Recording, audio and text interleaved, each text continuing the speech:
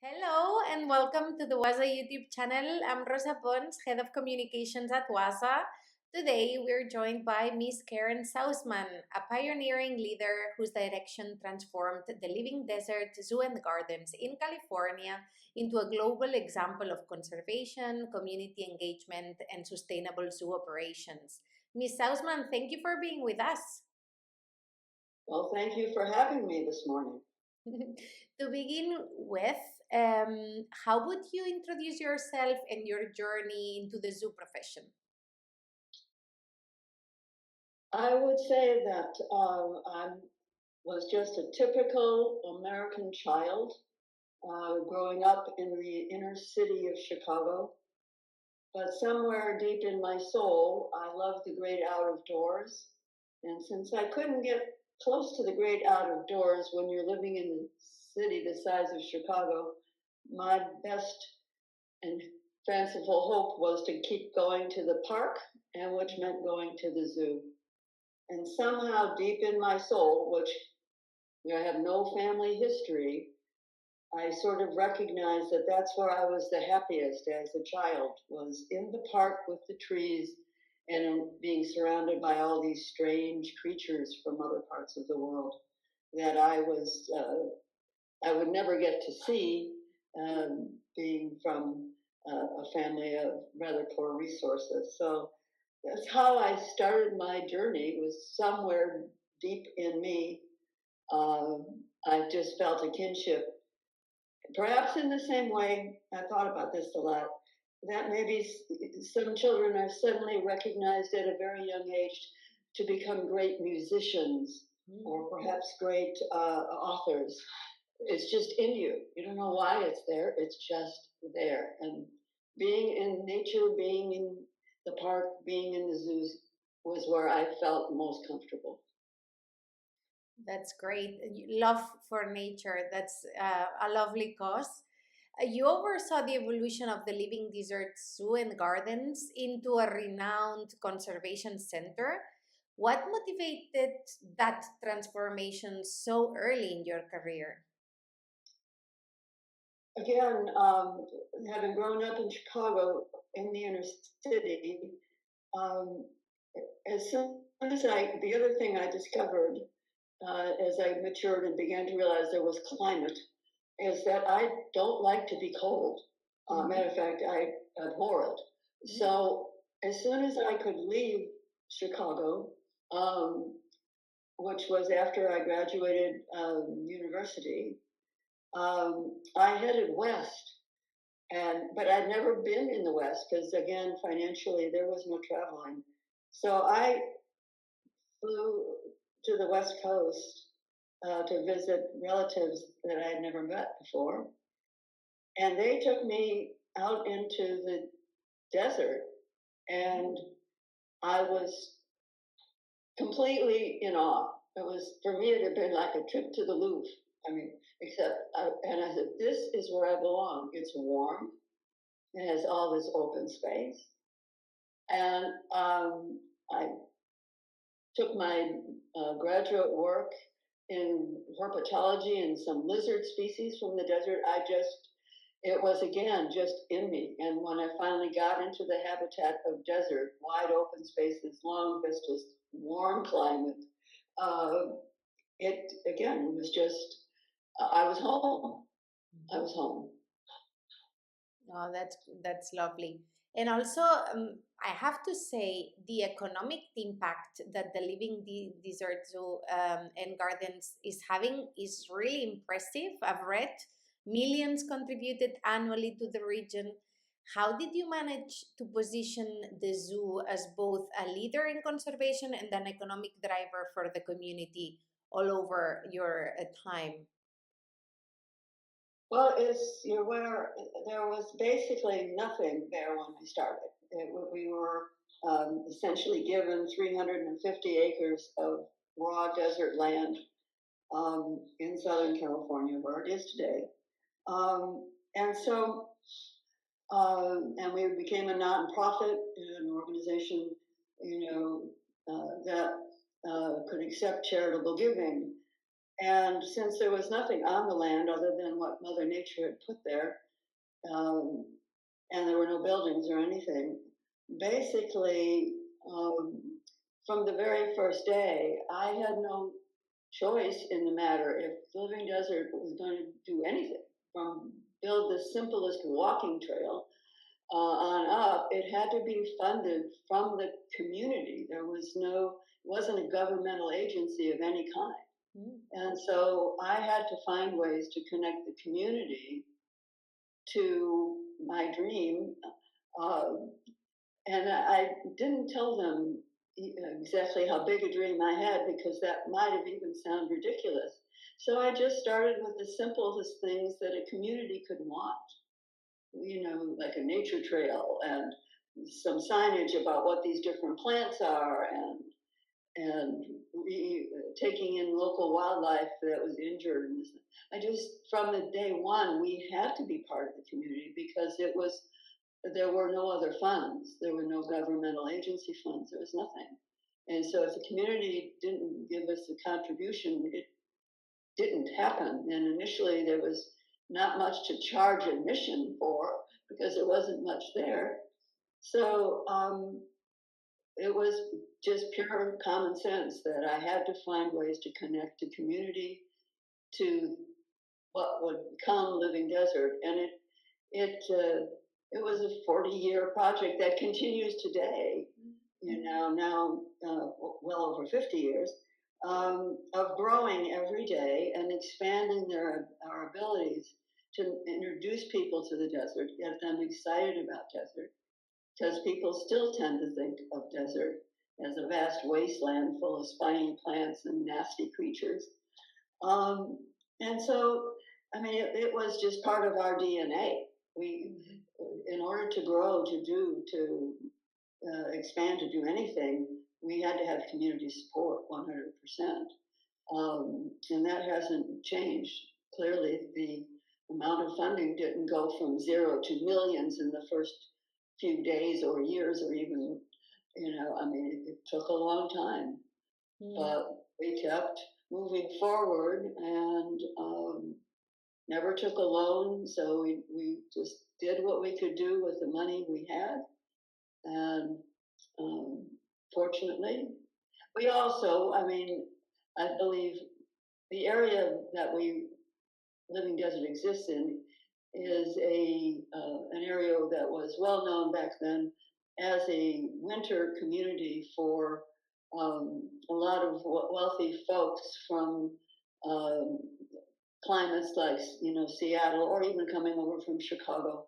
So it was a winter home for some wealthy folks, which provided resources, financial resources. But so that obviously helped. We probably couldn't have done Living Desert if it hadn't been for the fact that we were close to communities who, at least for part of the year, brought a certain amount of wealth with them. But we still had to capture that wealth and convince them that the desert was worth looking at and so forth. So it was just one day at a time for 40 years. Impressive. I mean, from zero to building your dream, as you've said, and you've always championed these 40 years environmental sustainability. Are there any specific actions or programs that you believe had the greatest impact or effect on reducing the zoo's footprint while also increasing its value to the community? Well, I think we need to educate people first. With education, as people begin to understand what a desert is and how it functions, it then can lead to a rather, for many people, a conclusion that yes, it is worth saving. Yes, they should be concerned about it. And it's just not this vast wasteland as we often speak about it, with spiny plants and difficult creatures. So education had to come first, and convincing people to even come to see, because otherwise you're talking to them about saving a species or saving an environment. If they've never met the environment, if they don't even faintly understand it, it's pretty unlikely they're going to support it. And so we always looked at it from the standpoint that once you know something, in the sense that you, the visitor, becoming aware that the desert is full of fascinating creatures, is filled with incredible plant species that evolved to live in a very hostile environment. As you begin to love something, then you begin to care about it. If you care about it, you're willing to spend time and funds on it. And so it, for us, was just a continuous circle of expanding the park so that people could get excited to really see what a desert was about, as opposed to just empty Sahara sand dunes. And then transforming their newfound interest into their willingness to support what we did. Mm-hmm. I mean, you've mentioned that you've always been particularly passionate about the desert ecosystems. What insights did that focus give you about species resilience and the future of threatened habitats? I think number one, for species to survive in habitat, which can be as bleak as sand dunes, although most desert terrain around the world is not sand dunes. But it's the first thing that frequently comes to the general public's mind when you say desert. They think sand. But so having the ability to bring creatures, for people again will only love what they can see and sense and feel, and so bringing some of the creatures from other deserts of the world out to living desert, primarily for breeding programs for endangered species, just made sense because it brought people to see strange and wondrous creatures from other deserts, brought plant material for the people that are more fascinated with botany. And it was always an exercise of finite resources, funds to do projects. So if we can save an endangered species by doing captive breeding programs and use that same species to teach people deserts and to be concerned about desert habitat around the world, then we're using the funds that we're able to get as efficiently as we can. And but it continues to, it's always been just a circle of expanding. And the more we expand, the more we can teach people about what conservation's about, how these species and a healthy planet is important to them. In any way we can. For me, it was all about desert. It isn't that I don't care about forest or rainforest or ocean, but my heart was in desert. And one thing I've always said to people, any folks, as far as I'm concerned, we only kind of have one go round as an individual on this planet. And I wanted to use my go round to do things that I enjoyed and I found purposeful. So for me, I could be nice and warm because I hate cold. I could be around animals, and I love animals. And I could be around open spaces with huge open skies. And I could do all that and actually get a little salary for it while I lived my dream. What could be better? Yeah, and I mean, you've mentioned connection with nature, education, conservation. That's definitely roles that Susan aquariums should play in the broader environmental movement today. So I totally agree with you. You led as WAZA President in 2006 and 2007. So I guess collaboration across borders is important to you. Are there any partnerships or global projects that stand out to you as especially meaningful now or in the past? Well, yes, there are several. Again, what clearly stood out to me somehow, again, I have no understanding why, just did, is that zoological parks and aquariums around the world are the conduit for the vast population of our planet when it comes to being made aware of things as simple as what an environment is and different environments and different species and so forth. And walking through a zoological garden, a quality one, and experiencing, for example, an elephant. I don't care how realistic we can put it on our computer screens. You can't understand elephant unless you've stood near one. Mm-hmm. There's nothing in the movie theaters, no three-dimensional whatever's coming out of my computer screen that is going to give me the same sense as standing a few feet away from an elephant or any other species. That seeing a hummingbird in flight, if you can watch that on your computer screen, but you can't connect with it in the same way. So I was among the institutions that I cared about the most were zoos, because around the world, which brought me to WAZA, because we as a zoological community have access to millions upon millions of people. Mm-hmm. And we have to stay relevant to those people, which means we have to make their visits to our institutions welcoming, exciting, and as real as possible. Because again, that's the only place they're going to see an elephant. Never saw one at Living Desert, but you get my point. Mm. And so the top of my list of institutions I still care about the most is the institution in the world that I was in, which is zoological parks and botanical gardens. You know, I have a love of desert, and so I have another organization called Sahara Conservation, where I have spent all of my retired career working with them in the Central Sahara, and redoing reintroduction of species as well as habitat conservation, helping Chad and Niger and other countries in Central Sahara develop nature reserves and conservation areas and new reintroduction programs. So my retirement career has been helping that particular organization, one among many that are doing great work, that are attached to zoos around the world in different parts of the world. So to me, that's my career continues.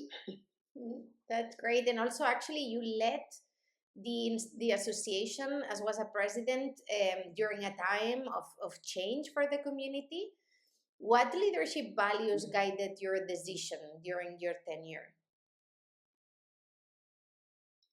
I think the first thing is that we can all get more done if we work as teams, whether the teams are teams of individuals or teams of zoological gardens, that we can accomplish more by working around the world, all of us in conservation and education, related to our own facilities, our own goals. You know, we have aquariums, we have facilities in different parts of the world where there are different value systems. But it was important that we could create a WAZA that was more than, when I came to WAZA, and I came not late in its development, but in the early 1980s, you know, it was still primarily a European-driven organization, and it was virtually just directors, which its name said, the International Union of Directors. Mm-hmm. And I think as some of us came along who held other hats, I mean, my hat at Living Desert at that point in 1980 was kind of everything. I was the director, but I was the animal keeper, and I watered the plants. Mm-hmm. And so I was at the beginning of expanding what the international cooperation between zoos and learning and building support and beyond. Our original collections, you know, were used to be judged on how many different species you had. even if we called it the postage stamp collection. You wanted to have one of everything. Or if you were really brave, you had two, so you had a breeding pair. And your zoo was judged on how many different species it had and how rare the species was. And conservation, we spoke to conservation, but we never, for the most part, we never did a whole lot about it.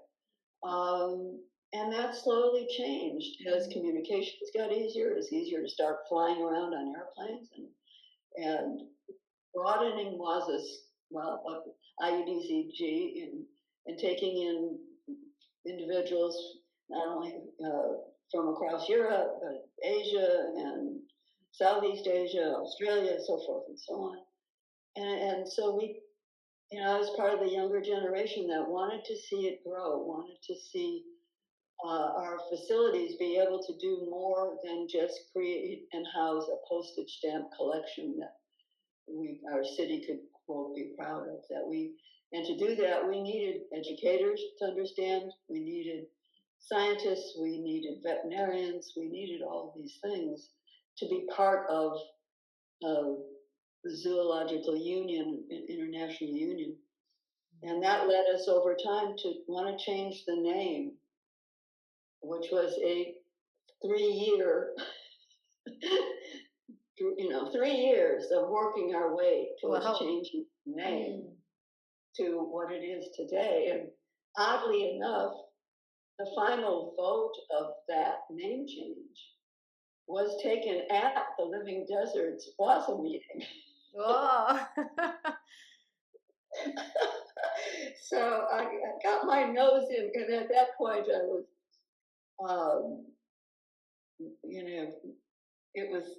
I was just about to consider what my next steps were going to be when it was a few years later that, I would just come on the board at WAZA, just as we were changing the name. But it was at the WAZA meeting at Living Desert in 2000 that we did the name change with Willie Labuscatney as president. And so at any rate, so I've always been glad that we changed the name, and I've always been happy that over every year the meeting included more and more of the professionals, conservation biologists, veterinarians, so forth and so on. So it was an entertaining time, and we were still, as I was president, just a few years later, it was still evolving, and some countries didn't appreciate other country folk coming in and sort of challenging them on how they maintain their facilities, and us on the other hand saying, yes, but if you want to be part of us, we need you to maintain certain qualities and certain responsibilities to your public and to the creatures that you're caring for, and things could get pretty uncomfortable at certain points in time because of cultural differences, but it was important, and I think it continues to be. I'm proud of what the organization continues to do. And it's been a long journey, and as you said, things have evolved. A lot has changed in your more than 40 years career. If you could give one piece of advice to emerging leaders, what would it be?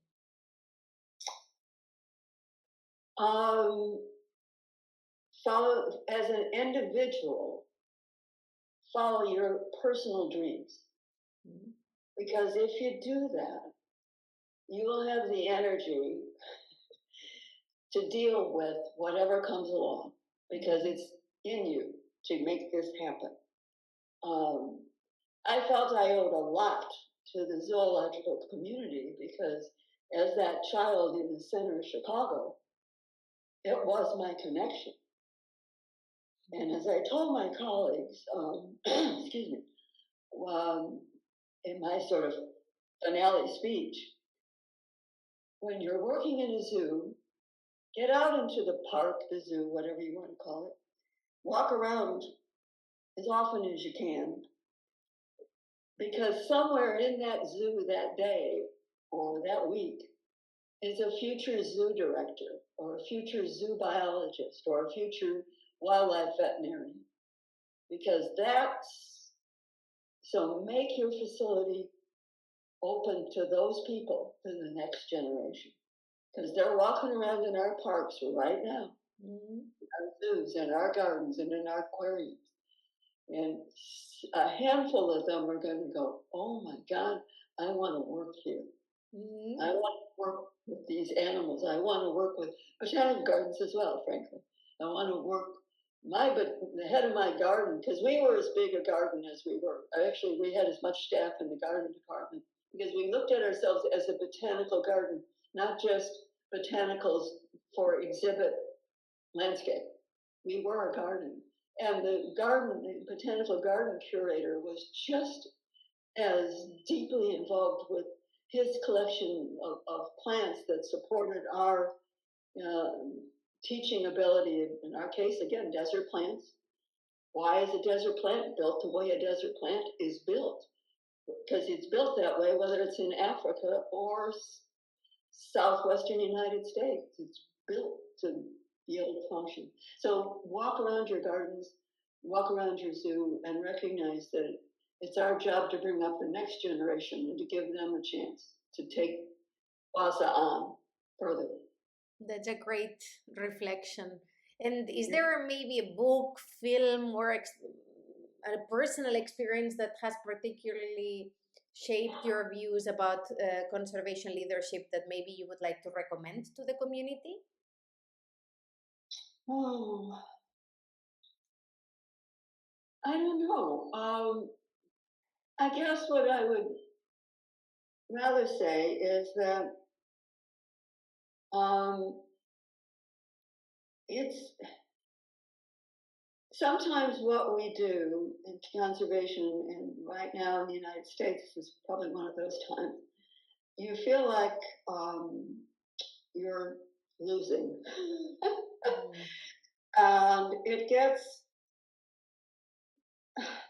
the mundane things of keeping your institution going get harder to do just because you're already busy trying to figure out how to stay relevant. So I can't point at any one thing for any one individual and say, where do you go to recharge your batteries? Where do you, but I think each of us that are in the zoo world probably know personally where to go to recharge our batteries. And so I just say, find time to go there, because if we don't recharge, just like any other battery, it'll go dead. And then, so I don't know what it would be. For me, I've always had to live. At the end of the day, I had to go home and actually live in the habitat, which is not something that is broadly applicable, but in my case, it could be. So, for example, I am talking to you and living in a 15-acre parcel of land in the Sonoran Desert, and that parcel is inside a national monument. It's called in the United States an inholding, private property inside a huge national monument. So when I step out the door, I am in my environment. I can't see another house.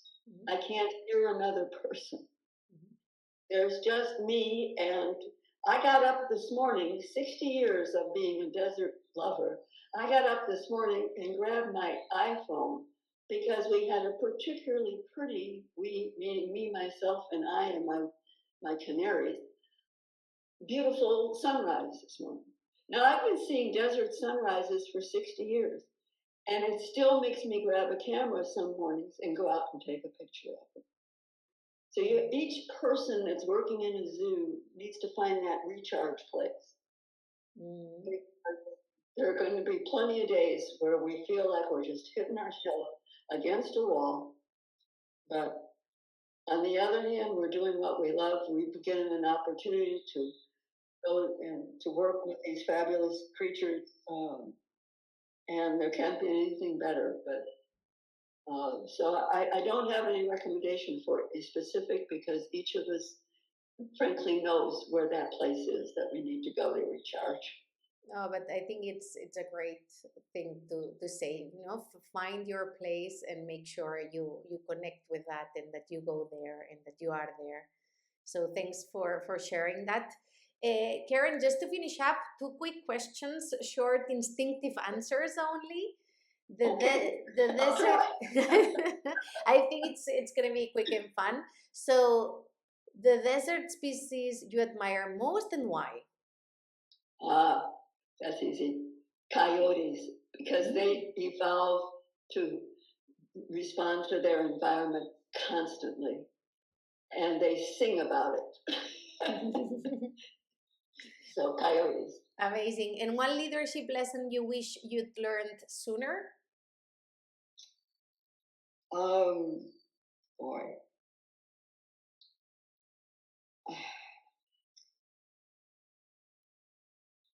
be create a goal that is a combination of your wildest dreams and the worst case scenario.